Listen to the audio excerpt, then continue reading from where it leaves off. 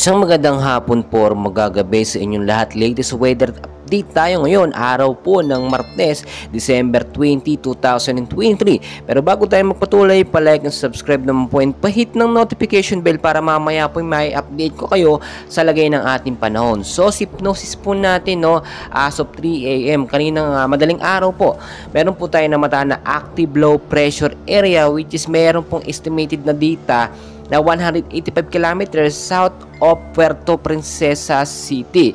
So, bandang Palawan po yan. Kasama na rin po dyan ang northeast monsoon na siya po nakakaapekto sa ilang bahagi po ng northern at central Luzon. Shoreline din po nakakaapekto sa ilang bahagi naman ng eastern at southern Luzon po yan. Makikita nyo naman sa ating pinaka-live radar, bukod pa po dun sa active LPA na malapit po sa ating o nakapasok po sa Philippine Area of Responsibility, may dalawa pong active LPA sa labas ng PAR. And as of now, wala pa naman po itong direktang epekto sa ating bansang Pilipinas.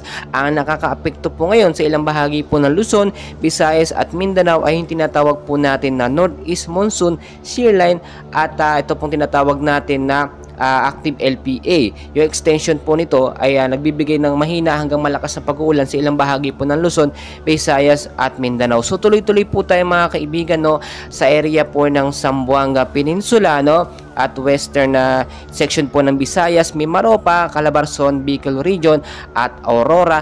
Ang panahon po dyan ngayong hapon hanggang sa gabi maulap po na may mahinang pag-uulan sa hapon. Posibleng lumakas po ito pagdating naman po sa gabi. So maging alerto po tayo kung lalabas po kayo ng bahay or pupunta ng mga Christmas party or mga ngaroling po sa mga bata, bagpawalan na po natin lumabas dahil posible pong maulan sa hapon hanggang sa gabi. Kung may importanteng lakad naman, magdala po ng yung jacket o kaya naman po kapote panlaban nga po in case magkaroon ng mga rainfall or heavy rainfall shower sa hapon. Sa area naman po ng Cagayan Valley at Cordillera at ilang bahagi po ng administrative region ng Cordillera, maulap po na panahon hanggang may mahinang pag-uulan, posibleng lumakas pagdating po sa gabi, dala po ng northeast monsoon, easterlies at shear line niya, mga localized thunderstorm din po ang ating binabantayan.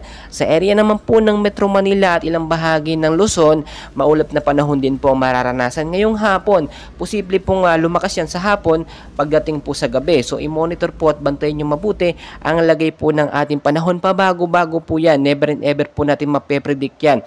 Yung mababang area po sa Luzon at mataas na lugar naman sa Mindanao, mag-ingat po kayo dyan. Sa may Luzon, sa banta po ng baha. Sa may bandang matataas na lugar naman sa Mindanao, sa banta naman po ng landslide, lalo na po yung mga landslide prone area. Bukod po sa mga bagyo at super typhoon, palagi rin po tayo mag-ingat sa banta po ng lindol dahil yan po napakahirap i-predict. Biglaan po. Mas maganda kung meron tayong naranasan na pag-lindol, alamin po natin or gawin po natin yung mga safety protocol na itinuturo po sa atin sa mga seminar at sa mga LGU.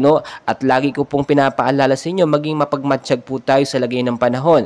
Kahit nga po active LPA lamang yung nasa loob ng ating Philippine Area of Responsibility, ay posible po itong magbigay ng pag-uulan sa ilang bahagi ng ating bansa. So babantayan po nating mabuti yan dahil ang LPA posible pong maging or makonvert agad-agad kung lumakas yung hangin sa isa pong bagyo hanggang maging malakas at super typhoon na bagyo. Pero ang sinasabi ko sa inyo, localized thunderstorm din, bantayan natin dahil mahirap yan i-predict. So patuloy ko po kayong update and please ako yung nakikiusap sa inyo mga kaibigan, mga kababayan na nasa ibang bansa, pa-like and subscribe naman po and pahit ng notification bell and pakishare sa ating mga labans para aware sila sa ating banabantayan na latest weather update, mga active LPA at mga bagyo sa Pilipinas. Maraming salamat po sa inyong lahat.